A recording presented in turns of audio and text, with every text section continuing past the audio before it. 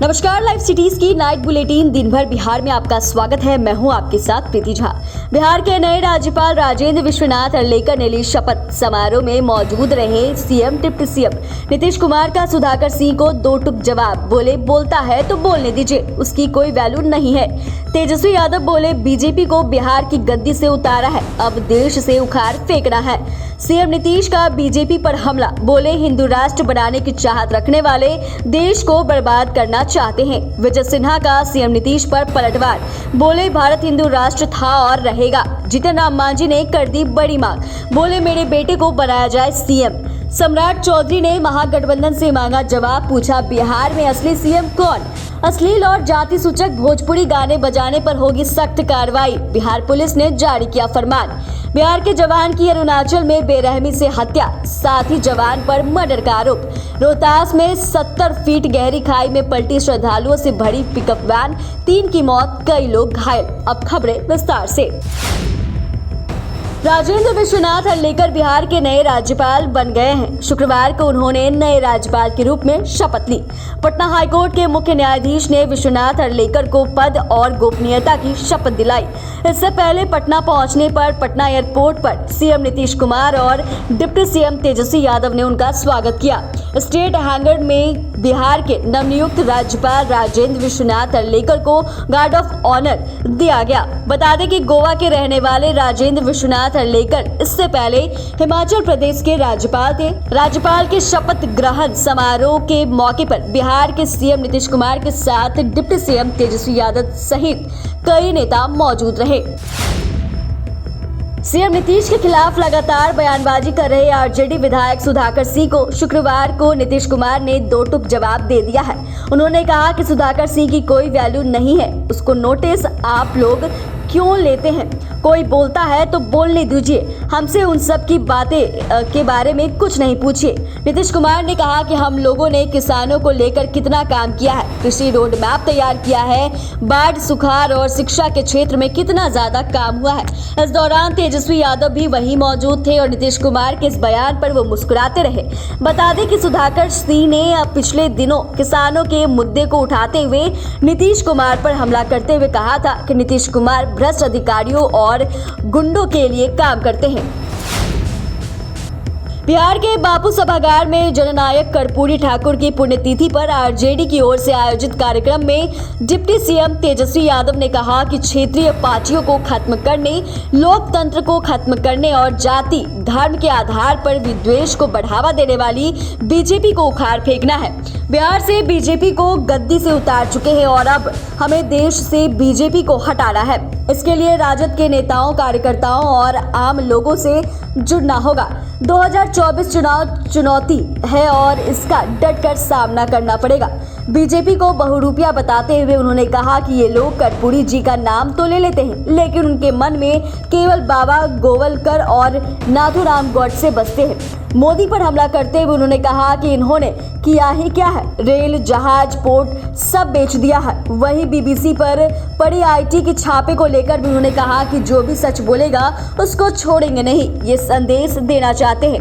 लोकतंत्र में सही बात नहीं है। बीजेपी अंग्रेजों की फूट डालो और शासन करो की नीति पर काम करती है।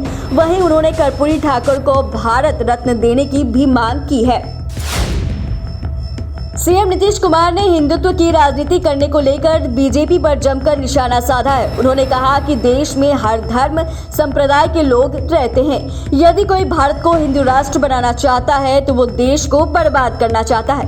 भाजपा के लोग यह सोच रहे हैं कि 2024 के पहले भारत हिंदू राष्ट्र बनेगा, तो यह उसकी भूल है। यह कभी भी संभव नहीं है।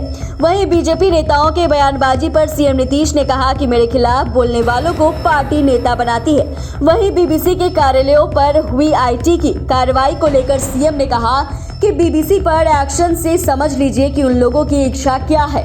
यह बहुत स्पष्ट है। उन लोगों के खिलाफ कोई भी बोलेगा तो एक्शन होगा। सीएम नीतीश पर पलटवार करते हुए विपक्ष के नेता विजय सिन्हा ने कहा कि भारत हिंदू राष्ट्र था और हिंदू राष्ट्र है और हिंदू राष्ट्र रहेगा।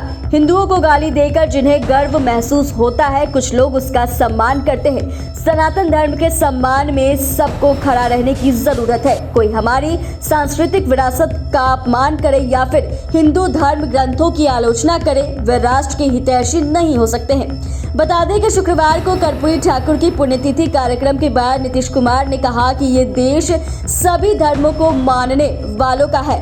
सभी धर्म के लोग यहाँ रहते हैं। कोई हिंदू राष्ट्र की बात कर रहा है तो कोई इसका उल्टा पुल्टा काम करना चाहता है। गरीब संपर्क यात्रा पर निकले बिहार के पूर्व डिप्टी सीएम जीतन राम मांझी ने अरवल में अपने बेटी को सीएम बनाने की मांग कर दी है। इतना ही नहीं, मांझी ने इशारों में डिप्टी सीएम तेजस्वी यादव को अयोग्य भी करार दे दिया है। मांझी ने महागठबंधन के सामने बड़ा दावा पेश करते हुए कहा कि उनके बेटे और बिहार सरकार में मंत्री संतोष सुमन को बिहार का सीएम बनाया जाए। इसके उन्होंने कई कारण भी गिनाए। उन्होंने कहा कि संतोष पढ़ा लिखा है, उसे मुख्यमंत्री बनाना चाहिए। मुख्यमंत्री के लिए बहुतों का नाम आता है, वैसे लोगों को पढ़ा सकता है। वह नेट क्वालिफाइड है और प्रोफेसर है, इसके पास सब कुछ है। सिर्फ यही नहीं, वह भुइयां जाति से आता है जो दलित है। पिछले 75 सालों में हर तरह सरकारें आई, लेकिन सिर्फ हमारे लोगों की नहीं आई। लेकिन उनके बेटे और मंत्री संतोष मांझी ने कहा कि ऐसी कोई बात नहीं है, मैं मुख्यमंत्री का उम्मीदवार नहीं हूँ। बिहार विधान परिषद में नेता प्रतिपक्ष सम्राट चौधरी ने महागठबंधन सरकार और सीएम नीतीश पर फिर निशाना साधा है। शुक्रवार को उन्होंने कहा कि बिहार में जिस तरह से सीएम अपने सारे फैसले लेने के लिए तेजस्वी की तरफ देख रहे हैं, इसके बाद यह बताना मुश्किल है कि सीएम कौन है, नीतीश, तेजस्वी या सुपर पावर लालू यादव। वहीं उन्होंने सीएम नीतीश के एनडीए में वापसी की संभावनाओं को खारिज करते हुए साफ कहा कि उनके लिए बिहार बीजेपी सहित केंद्रीय नेतृत्व ने भी अपने सारे रास्ते बंद कर दिए हैं। वहीं बिहार की मौजूदा स्थिति को लेकर नीतीश कुमार पर सवाल उठाते हुए सम्राट चौधरी ने कहा कि अब उनसे कोई काम नहीं हो रहा है, उनकी उम्र हो गई है, ऐसे में अब उन्हें आराम करने की जरूरत है। उनके लिए बीजेपी अपने खर्चे पर कुटिया बनाकर देगी। बिहार में महाशिवरात्रि और होली पर अश्लील और जाति सूचक गाने बजाने वालों के खिलाफ बिहार पुलिस सख्त कार्रवाई करेगी। बिहार पुलिस के विशेष शाखा की एसपी की तरफ से एडवाइजरी जारी कर प्रदेश के सभी जिला पदाधिकारियों और एसएसपी और एसपी को सूचित कर दिया गया है। वहीं एडीजी मुख्यालय जेएस गंगवार ने शुक्रवार को राज्य के सभी लोगों से समाज में सद्भावना बनाए रखने की अपील की है। उन्होंने कहा कि अश्लीलता सभ्य समाज के लिए सही नहीं है। गीत संगीत या पब्लिक के बीच में वैसे गाने लोगों की भावनाओं को उत्तेजित करती है, किसी वर्ग विशेष के लोगों को ठेस पहुंचाती है। गानों के रूप में अश्लीलता परोसने वालों पर विधि सम्मत कार्रवाई की जाएगी।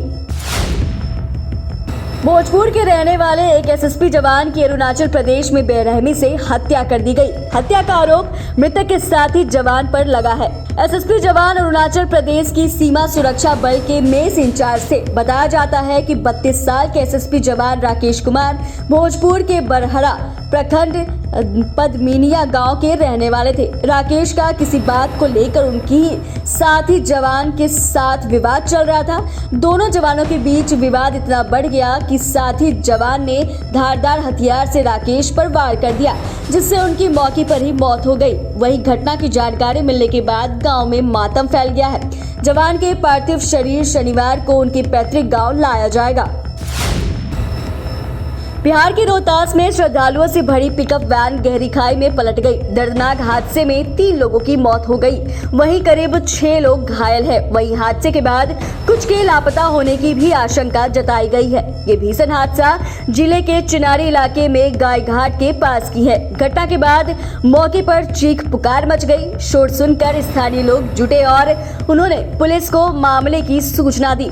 बताया जाता है कि पिकअप वैन पर सवार सभी लोग गुप्ता धाम में लगने वाले महाशिवरात्रि के मेले में शामिल होने जा रहे थे। तभी पिकअप ड्राइवर ने अचानक ही गाड़ी से नियंत्रण खो दिया, जिससे ये असंतुलित होकर 70 फीट गहरी खाई में पलट गई। खबर में बस इतना ही। चैनल को सब्सक्राइब करें, फेसबुक पेज को लाइक करें। वीडियो देखने के लिए आपका धन्यवाद।